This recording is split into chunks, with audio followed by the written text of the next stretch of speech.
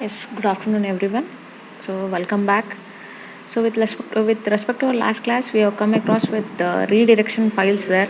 Okay, so wherein we have come across with three different types of redirection. Okay, with respect to standard input, then it can be standard output, or else it can be a standard error. Okay, so wherein we say that standard input happens to be the keyboard there. Okay, so whereas if at all I'm speaking about an output, it is your monitor, that's a display, and standard error is also the display itself, that's your monitor. Okay, but whereas if at all I make use of these redirection symbols there, okay, that is greater than, then it can be one, and then a less than symbol. Okay, so that is a less than is for standard input. Okay, greater than symbol is for standard output.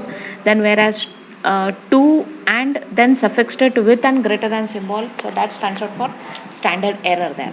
Okay, so these are the three symbols which you are using across for your redirection files there. Okay, so wherein if at all I use a less than symbol, it says that my input is expected from a file and not from the keyboard. Okay, whereas if I make use of a greater than symbol, so it makes a sense that I am redirecting the output instead of the display, that's a monitor. Instead of that, I am redirecting it to the respective file there. Okay, whereas if I prefix it with a 2, okay, 2 stands out for a file descriptor value, and then when you suffix it with a greater than symbol, it means that of course the redirection happens instead of an display, so it happens across to the respective file there.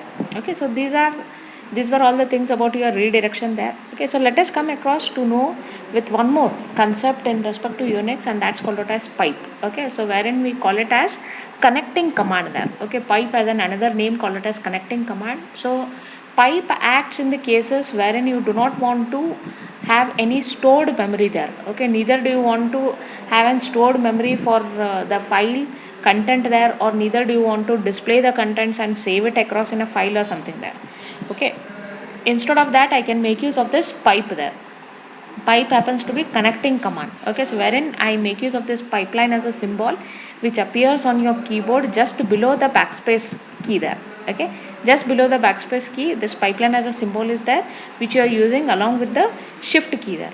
Okay, so whenever we make use of this pipeline, so what it makes there, what it makes a sense is, so whatever lies onto the left hand side, so that happens to be your writer process, and what happens to be onto the right side, okay, so that's your reader process there. Okay, so reader process is a one which reads from the output of the left hand side there. Okay, so I'll just take out with an example and then let you know. Okay, so if at all I'm saying generically with the definition of a pipe, it says that pipe is an operator that temporarily saves the output of one of the command in a buffer that is being used at the same time as the input to the next command. Okay, so ultimately, as I said you, pipelines, so which is acting which is there onto the left hand side is the that command's output acts as an input to the next command which is there onto the right side there. Okay, so that is the working facility of your pipe as an operator there. Okay, so now like for example,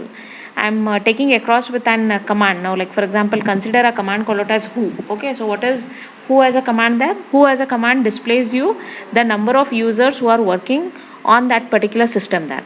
Okay, so who displays you all the number of users who are working on that particular system there. So now what I want is, I want a proof for that. So at the same time when it has displayed me the output of that particular command there, I want it to be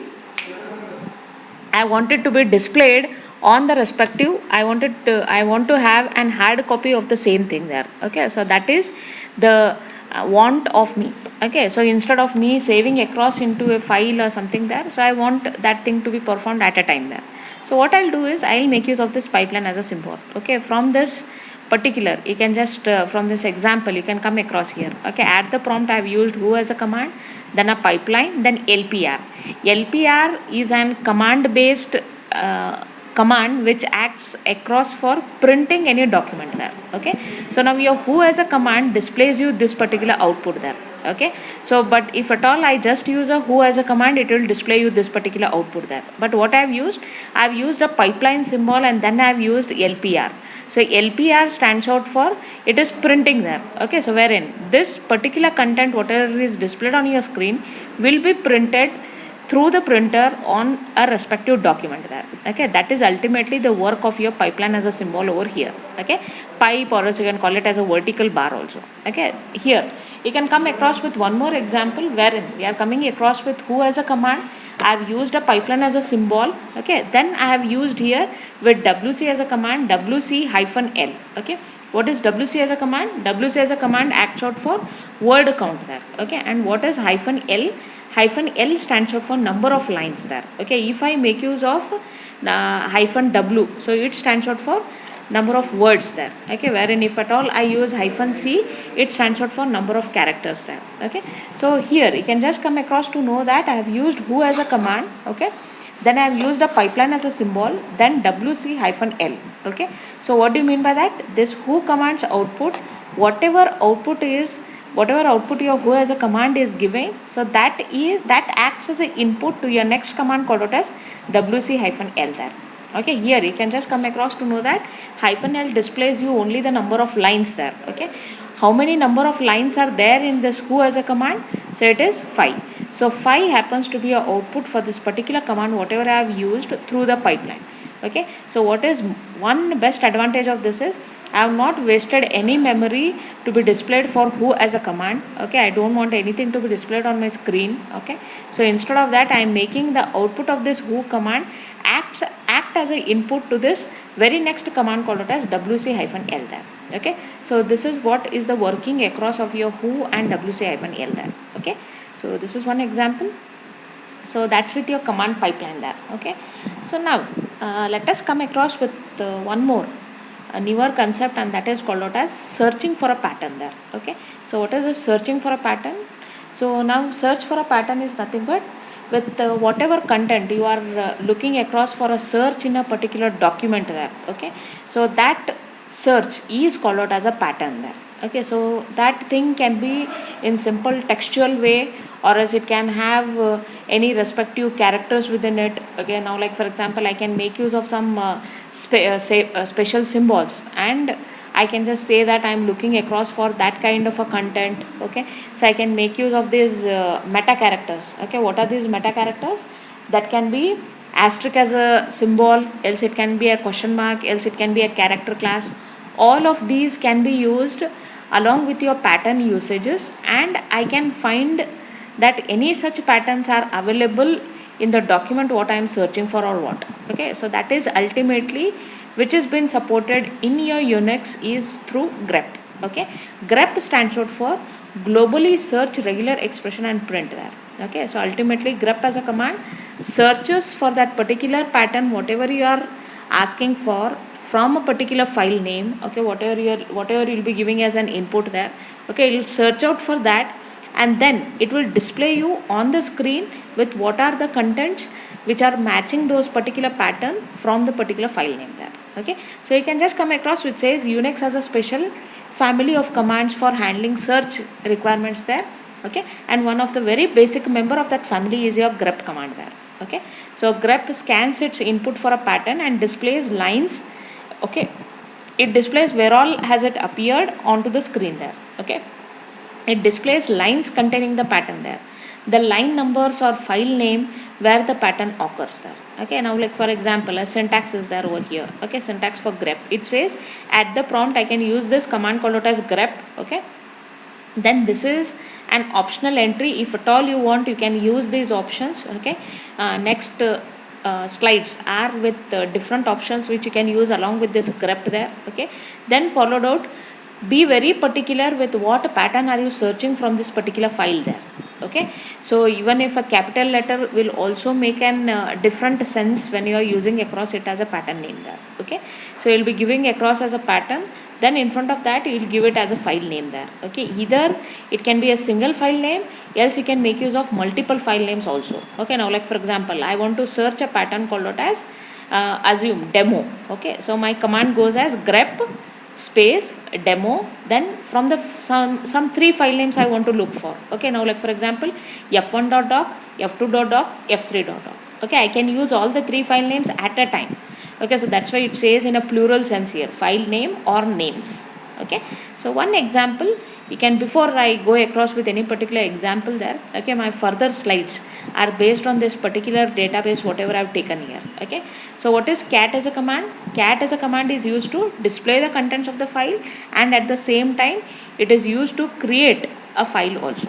Okay, so cat emp.lst, when I am using this, so what it displays you, it displays you this is a content which it is holding there. Okay, ignore these pipeline symbols there. Okay, this is just a symbol used to say you that this field is different from the next field, that's all. Okay, so this is some database of employees which I am having it. Okay, one is cat emp.lst, you can find that these are the entries in it. Okay, one more emp1.lst is there, some 3 contents I have taken here. emp2.lst is there, these are the next contents for that particular file there. Okay, cat, and in front of that when I use a file name, it will display me the contents of that particular file there. Okay, this is ultimately the functionality of cat as a command. Okay, now just an example I'll tell you, like my first example goes across for a search of a pattern called out as sales in emp.lst there. Okay, in this emp.lst, so I want to find with sales there. Okay, so how many are there with sales, you just tell me. This is one entry, okay, this is one more, and this is one more. Okay, there are 3 entries which are with sales. Okay, so you can find that 3 records are being displayed on your screen here when you use grep sales emp.lst. Keep in mind, the pattern whatever you are writing should be written within the quotes. Okay, within single quote you can use, else double quote. Okay, keep an habit of making use of a double quote instead of single there. Okay, so this is how it has been displayed. Now 3 records or else 3 lines of text are being displayed from these 5 record list whatever I have. Okay, with matching the pattern whatever I am searching for. Okay, similarly one more example is there. Here you can just see grep as a command I have used. A director I am finding from which, from 2 files. One is emp.lst, one more is emp2.lst. Okay, so you can just see here. Okay, from emp.lst how many directors are there, you tell me. There are no director at all. Okay, there is one director. Okay, which is that record 102 Kumar, director, sales and other things. Okay, go with emp2.lst, how many directors are here. It is one director over here, one more director over here. Okay, there are 2 and the last one is 3. I have 3 directors in emp2.lst and 1 director from emp.lst. Okay, so it is something like my output should be 102, then 302, then 304, and one more is 402. This is what I am expecting across as my output there. 102, 302, 304, 402. Okay, so how the output will be displayed is from which file which particular line or else row is displayed to you. Okay, one file is having this particular thing, the other 3 rows are from this particular file. Okay, so here I'll be ending it. Okay, so in my next record I'll be telling across with, in the next video I'll be telling across with grep along with options, okay, and examples for the same. Okay, thank you.